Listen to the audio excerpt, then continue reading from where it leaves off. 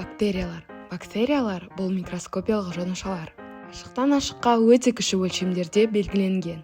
Олар ғажайыпты күнделікті ғылыми қасиеттерге енгізетін жанушалар.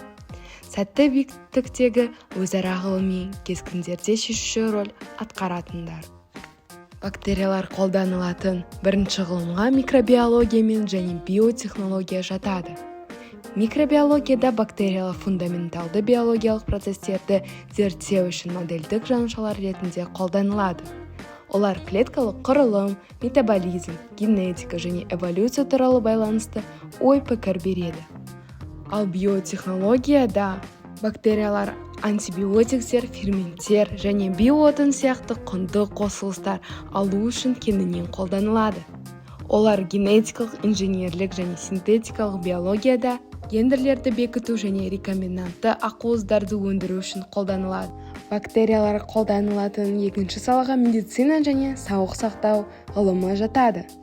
Бактериялар адамның қауіпсіздігіне позитивті және негативті тікелей еткіз болады.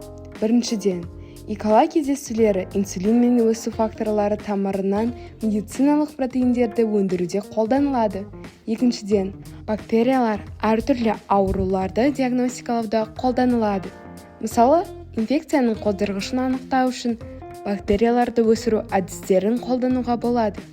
Үшіншіден, бактериялар антибиотиктер, микробтық ауруларға қарсы қорғалудың және адамдардың микробиомымен байланысты зерттеулерге маңызды рөл атқарады.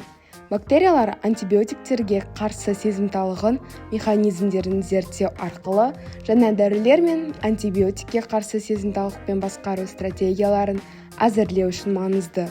Олайту көмек көрсетеді. Бактериялар қолданылатын үшінші салаға қоршаған орта туралы ғылым жатады. Бактериялар экожүйелердің маңызды құрамдас бөліктері болып табылады және қоректік заттардың айналымы, ыдырауы және биоремедиациясында маңызды рөл атқарады. Біріншіден, олар ағынды суларды тазарту қондырғыларында қолданылады. Бактериялар ағынды суларды аэробты және анаэробты тазарту процестерінде қолданылады. Аэробты тазалауда процеске оттегі қосылады. Ол органикалық ластаушы заттарды тиімді ыдырататын аэробты бактериялардың өсуі мен белсенділігіне ықпал етеді. Ал анаэробты тазартуда оттегі болмаған жағдайда ағынды сулардағы органикалық заттарды ыдырату үшін арнайы анаэробты бактериялар қолданылады. Екіншіден, бактериялар биореакторларда органикалық қалдықтардан биоотын алу үшін қолданылады. Бактериялар өсімдік қалдықтары, қант немесе крахмал сияқты органикалық материалдарды өңдеп, оларды биодизель сияқты пайдалы өнімдерге айналдыра алатындықтан бұл процесте шешуші рөл атқарады. Төртінші салаға ауыл шаруашылығы және тамақ ғылымы жатады. Біріншіден, олар топырақтың құнарлығын арттыра отырып, өсімдік тамырында азоттың фиксациясына ықпал етеді. Кейбір бактериялар дақылдарды зиянкестер мен аурулардан қорғау үшін биобақылау агенттері ретінде пайдаланады. Ал өнімді арттыру үшін азотобактерин, нитрогин, фосфобактерин сияқты бактериялық тыңайтқыштар қолданылады. Екіншіден, тамақ ғылымында бактериялар ашыту процестерде қолданылады. Мысалы, сүт өнімдерін, ірімшік, йогурт сияқты және сусындарды сыра сияқты өндіру үшін. Бактериялар қолданылатын бесінші ғылымға генетика және эволюциялық биология жатады. Біріншіден, бактериялардың көбею жылдамдығы жоғары және генерациялау уақыты қысқа. Бұл олардың өзгермелі орта жағдайларына тез бейімделуіне мүмкіндік береді.